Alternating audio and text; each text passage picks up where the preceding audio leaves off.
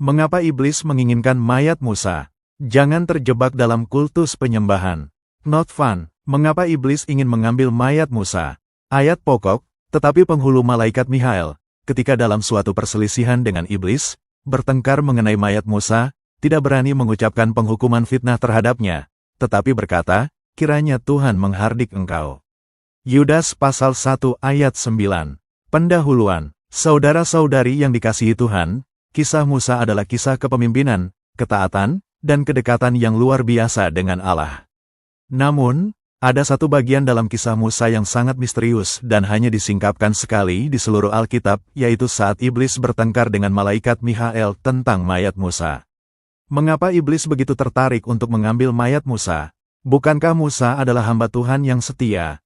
Hari ini, kita akan menyelami makna rohani dari peristiwa ini, dan melihat bagaimana pesan ini relevan untuk kehidupan kita sebagai umat Allah. Musa, hamba Allah yang unik.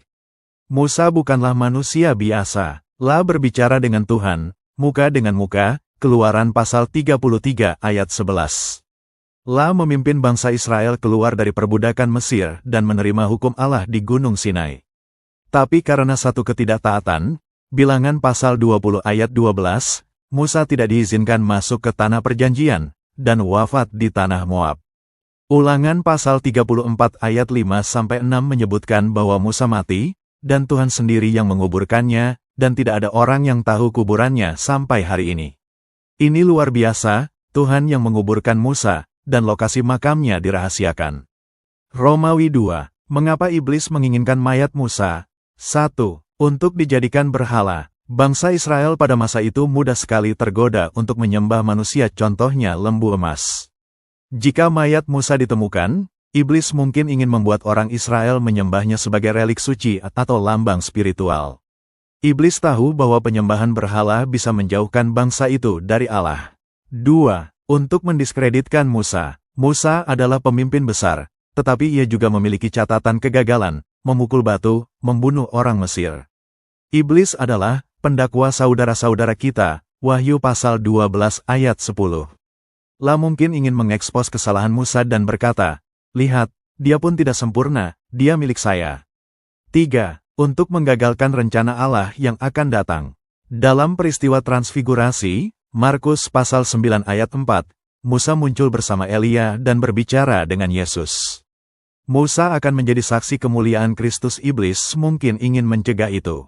Jika Musa tidak terangkat atau disiapkan secara surgawi, bagaimana dia bisa hadir dalam kemuliaan? Romawi 3. Mikhael melawan, tapi tidak dengan kuasa manusia. Mikhael, penghulu malaikat, tidak berdebat panjang dengan iblis. La tidak mengandalkan logika atau kekuatan sendiri. La hanya berkata, kiranya Tuhan menghardik engkau. Ini pelajaran bagi kita. Dalam peperangan rohani, bukan kekuatan kita yang menang, tapi kuasa nama Tuhan. Romawi 4. Pelajaran rohani bagi kita. 1.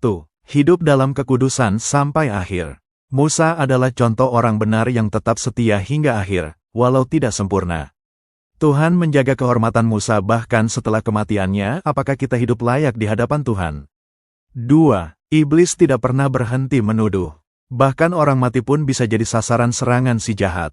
Tapi Tuhan kita adalah pembela yang setia bahkan dalam kematian, kita dalam lindungannya. 3. Jangan menyembah orang kudus. Tuhan sengaja menyembunyikan makam Musa agar bangsa Israel tidak terjebak pada kultus penyembahan. Hormati orang kudus, tapi sembahlah hanya Tuhan. Penutup, saudara-saudari, peristiwa Musa menunjukkan bahwa iblis akan mencoba segala cara untuk menghalangi rencana Allah bahkan setelah seorang hamba Tuhan meninggal. Namun kita bersyukur karena Allah berkuasa, bahkan atas tubuh orang mati. Kita tidak perlu takut karena yang menjaga kita bukan hanya malaikat, tapi Tuhan sendiri.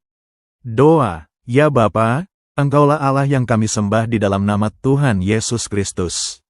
Kami bersyukur dan berterima kasih Engkaulah Allah yang menyertai kami dalam hidup dan mati. Jaga hati dan iman kami untuk tetap setia, taat dan kudus di hadapan-Mu. Dalam nama Yesus, amin.